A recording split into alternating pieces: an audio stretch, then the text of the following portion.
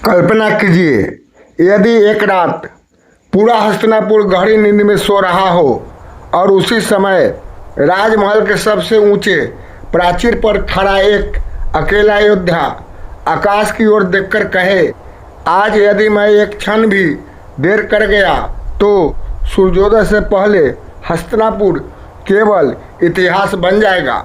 उसके सामने लाखों सैनिक नहीं बल्कि एक ऐसा शत्रु था जो तलवार से नहीं भय से युद्ध जीतता था। कहा जाता है उस रात भीष्म पितामह ने ऐसा निर्णय लिया जिसकी चर्चा महाभारत के महान युद्ध से भी कम नहीं थी, लेकिन उस निर्णय का रहस्य आज भी बहुत कम लोग जानते हैं। आखिर कौन था वह अदृश्य शत्रु? ऐसा क्या हुआ कि स्वयं देवताओं ने भी युद्ध भूमि की ओर दृष्टि कर ली? और क्यों कहा जाता है कि यदि उस रात भीष्म एक क्षण के लिए भी विचलित हो जाते तो शायद महाभारत का इतिहास ही बदल जाता। आइए इस रहस्यमय कथा की शुरुआत करते हैं। हस्तिनापुर की शांत रात का अंतिम प्रहर था। पूरा हस्तिनापुर चांदनी में नहाया हुआ था। महलों के दीपक मंद पड़ने लगे थे। सैनिक अपनी चौकियों पर तैनात थे। दूर कहीं मंदिरों से आती शंख ध्वनि रात की नीरवता को और भी पवित्र बना रही थी, लेकिन उस शांति के भीतर एक बेचैनी छिपी हुई थी। राजमहल के सबसे ऊंचे प्राचीर पर गंगा पुत्र भीष्म अकेले खड़े थे। उनकी दृष्टि आकाश के तारों पर नहीं, दूर पश्चिम दिशा के घने अंधकार पर टिकी हुई थी, मानो वह उस अंधेरे के भीतर कुछ देख रहे हो जो सामान्य मनुष्य की आंखें कभी नहीं देख सकती। उसी समय तेज कदमों की आहट सुनाई दी। हस्तिनापुर का मुख्य गुप्तचर तेज सांसें लेता हुआ भीष्म के सामने आकर झुक गया। उसका चेहरा भय से पीला पड़ चुका था। उसने कांपती आवाज में कहा, महारथी, सीमा पर कुछ ऐसा दिखाई दे रहा है जिसका वर्णन करना भी कठिन है। भीष्म ने शांत स्वर में पूछा, स्पष्ट कहो।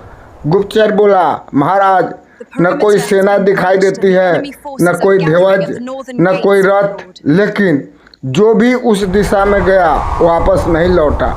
कुछ क्षणों के लिए चारों ओर मौन छा गया। रहस्य और गहराता है। भीष्म ने तुरंत सभा बुलाने का आदेश नहीं दिया।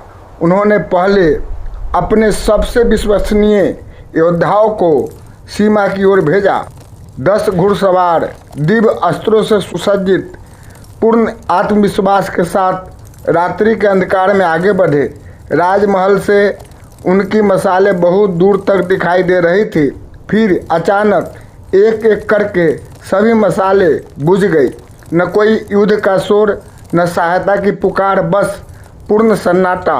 ऐसा सन्नाटा जो किसी भी वीर का हृदय विचलित कर दे। सुबह होने तक उन 10 योद्धाओं का कोई पता नहीं चला। केवल उनके घोड़े बिना सवार के डरे हुए हस्तिनापुर लौट आए। घोड़ों की आंखों में ऐसा भय था मानो उन्होंने स्वयं मृत्यु को देखा हो। अब दरबार में चिंता फैल चुकी थी। कुछ मंत्री बोले, यह किसी मायावी राक्षस का काम है। कुछ ने कहा शायद कोई तांत्रिक शक्ति जाग उठी है, लेकिन भीष्म मौन रहे, क्योंकि उन्हें अनुभव हो चुका था कि यह कोई साधारण आक्रमण नहीं। ऋषि का आगमन। उसी दोपहर हस्तिनापुर के द्वार पर एक वृद्ध तपस्वी पहुंचे। उनके वस्त्र धूल से ढके थे, पैरों में छाले थे, लेकिन उनके मुख पर अद्भुत तेज था। सैनिक उन्हें सीधे भीष्म के पास ले गए। तपस्वी ने जल ग्रहण किया और बिना समय गंवाए बोले, देवव्रत, जिस अंधकार को तुम सीमा पर देख रहे हो वह किसी राजा की सेना नहीं है। भीष्म ने गंभीर स्वर में पूछा, तो फिर कौन है? ऋषि ने उत्तर दिया, वर्षों पहले विंध्य के घने वन में एक अत्याचारी तांत्रिक ने अमर होने के लिए निषिद्ध साधना आरंभ की थी, लेकिन उसकी साधना अधूरी रह गई। मरने से पहले उसने प्रतिज्ञा की कि एक दिन वह भय को ही अपना अस्त्र बनाकर राज्यों को बिना युद्ध के जीत लेगा। सभा में बैठे सभी लोग स्तब्ध रह गए। ऋषि ने आगे कहा, वह स्वयं नहीं लौटा, लेकिन उसकी साधना से जन्मी अंधकारमयी शक्ति अब जाग चुकी है। उन्होंने अपनी उंगली पश्चिम दिशा की ओर उठाई। आज रात यदि उसे नहीं रोका गया तो कल सूर्योदय से पहले हस्तिनापुर का प्रत्येक नागरिक जीवित होते हुए भी भय का दास बन जाएगा। सभा में सन्नाटा छा गया। पहली बार हस्तिनापुर के महान योद्धाओं के चेहरे पर भी चिंता दिखाई देने लगी, लेकिन भीष्म की आंखों में भय नहीं बल्कि दृढ़ संकल्प चमक रहा था। उन्होंने धीरे से अपना विशाल धनुष उठाया और कहा, जब तक देवव्रत जीवित है, धर्म की ओर बढ़ने वाले हर अंधकार को लौटना ही होगा। इतना कहकर उन्होंने अपने सारथी को आदेश दिया, रथ तैयार करो, आज रात युद्ध होगा। लेकिन उन्हें यह नहीं पता था कि इस बार शत्रु तलवार से नहीं, मन के भय से युद्ध करने वाला था, और उसी भय के भीतर एक ऐसा रहस्य छिपा था जो स्वयं भीष्म की सबसे कठिन परीक्षा बनने वाला था। अंधकार का युद्ध शुरू। रहस्य गहराता है। रात उतर चुकी थी। आकाश पर बादलों ने चांद को ढक लिया था। पूरा हस्तिनापुर असमान रूप से शांत था। महल की प्राचीरों पर जलते दीपक बार बार कांप रहे थे, मानो उन्हें भी किसी अनदेखी उपस्थिति का आभास हो। भीष्म पितामह अपने दिव्य कवच में सुसज्जित हुए। उन्होंने अपने विशाल धनुष को उठाया और गंगा माता का स्मरण कर आंखें बंद कर ली। कुछ ही क्षणों बाद रथ राजमहल से बाहर निकला। न शंखनाद हुआ, न विजय घोष, केवल रथ के पहियों की धीमी ध्वनि और उसके पीछे चल रहे कुछ चुनिंदा महारथी। लेकिन सीमा से कुछ दूर पहुंचते ही भीष्म ने रथ रोक दिया। उन्होंने अपने साथ आए सभी सैनिकों की ओर देखा और दृढ़ स्वर में कहा, अब आगे मैं अकेला जाऊंगा। सैनिक चौंक उठे। पितामह, यह कैसे संभव है? यदि शत्रु ने छल किया तो? भीष्म मुस्कुराए।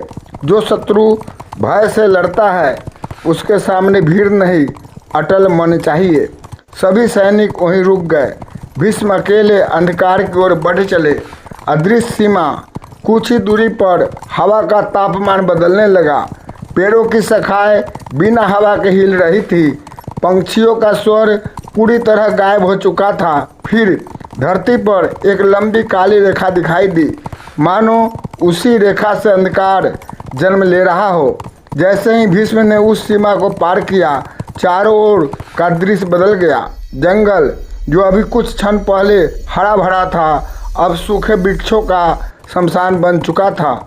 आकाश लाल दिखाई दे रहा था। दूर दूर तक धुएं जैसी परछाइयां घूम रही थी, लेकिन उनमें से किसी का भी वास्तविक शरीर नहीं था। भय का पहला प्रहार। अचानक एक आवाज़ गूंजी, देवव्रत। भीष्म ने पीछे देखा, वहाँ कोई नहीं था। फिर वही आवाज़, इस बार और पास से, तुम बहुत देर से आए हो। क्षण भर में उनके सामने महाराज शांतनु का स्वरूप प्रकट हुआ। वही चेहरा, वही तेज, वही करुण मुस्कान। लेकिन भीष्म की दृष्टि स्थिर रही। उन्होंने शांत स्वर में कहा, मेरे पिता कभी भय का सहारा लेकर पुत्र को नहीं बुलाएंगे। इतना सुनते ही वह स्वरूप धुएं में बदल गया। फिर एक एक कर अनेक परिचित चेहरे सामने आने लगे। पुराने मित्र, गुरु, पूर्वज, यहाँ तक कि बचपन के दृश्य भी। हर स्वरूप उन्हें रोकने की कोशिश कर रहा था। लौट जाओ, यह युद्ध तुम्हारे लिए नहीं। हस्तिनापुर अब नहीं बचेगा। लेकिन भीष्म का मन अधिक था। उन्होंने आंखें बंद की और केवल एक शब्द कहा, धर्म। उसी क्षण सभी मायावी दृश्य टूटकर बिखर गए। ऋषि की चेतावनी याद आई। भीष्म को तपस्वी के शब्द याद आए, यह शक्ति तलवार से पहले मन पर आक्रमण करती है। अब उन्हें समझ आ चुका था, यह युद्ध अस्त्रों से कम आत्मबल से अधिक लड़ा जाएगा। उन्होंने अपने धनुष पर एक दिव्य बाण चढ़ाया, मंत्रों का उच्चारण किया और बाण आकाश की ओर छोड़ दिया। बाण से निकला प्रकाश क्षण भर के लिए पूरे जंगल में फैल गया। पहली बार अंधकार पीछे हटता दिखाई दिया, लेकिन उसी प्रकाश में एक विशाल छाया उभरने लगी। असली शत्रु का प्रकट होना। वह कोई मनुष्य नहीं था, न राक्षस न पशु। उसका शरीर धुएं और अग्नि से बना प्रतीत होता था। उसकी आंखें अंगारों की तरह चमक रही थी। उसकी आवाज़ से पूरा वन कांप उठा। देवव्रत, हजारों वर्षों से कोई मेरे क्षेत्र में जीवित प्रवेश नहीं कर पाया और तुम अकेले आ गए। भीष्म ने उत्तर दिया, जहाँ अधर्म होता है वहाँ पहुँचने के लिए अकेला धर्म भी पर्याप्त होता है। वह हठहास करने लगा, तुम मुझे अस्त्रों से हराने आए हो, मैं शरीर नहीं भय हूँ। यह कहते ही उसने अपना हाथ आकाश की ओर उठाया। क्षण भर में चारों दिशाओं से काले धुएं के असंख्य भंवर उठने लगे। उन भंवरों से हजारों मायावी योद्धा प्रकट हो गए। उनकी संख्या इतनी अधिक थी कि पूरा वन भर गया। भीष्म का पहला प्रहार सामान्य योद्धा शायद घबरा जाता, लेकिन भीष्म के चेहरे पर वही शांति थी। उन्होंने अपने धनुष की प्रत्यंचा खींची, पहला बाण छोड़ा, फिर दूसरा, फिर तीसरा। कुछ ही क्षणों में ऐसे लगने लगा मानो आकाश से बिजली बरस रही हो। दर्जनों मायावी योद्धा प्रकाश में बदलकर समाप्त हो गए, लेकिन जितने नष्ट होते उससे कहीं अधिक फिर खड़े हो जाते। भीष्म समझ गए, इनका अंत केवल बल से नहीं होगा। उसी समय वह रहस्यमय शक्ति फिर बोली, देवव्रत, तुम्हारी शक्ति घट रही है और मेरी बढ़ रही है। पहली बार भीष्म ने अनुभव किया कि यह साधारण मायावी युद्ध नहीं, इस अंधकार की जड़ कहीं और है।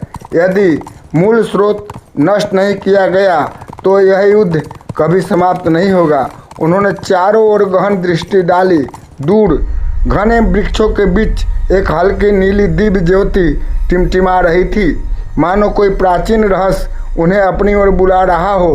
भीष्म ने मन ही मन निश्चय किया, युद्ध का उत्तर शत्रु में नहीं, उसके स्रोत में छिपा है। और अगले ही क्षण वे अकेले उस रहस्यमय प्रकाश की ओर बढ़ चले, जबकि पीछे हजारों मायावी योद्धा उनका पीछा कर रहे थे। लेकिन उन्हें यह पता नहीं था कि उस दिव्य प्रकाश के भीतर एक ऐसा रहस्य उनकी प्रतीक्षा कर रहा था, जो स्वयं उनके जीवन की सबसे बड़ी प्रतिज्ञा से जुड़ा हुआ था। और उसी रहस्य का निर्णय करेगा, क्या हस्तिनापुर बचेगा या अंधकार पूरे आर्यावर्त को निगल जाएगा। थैंक यू, धन्यवाद।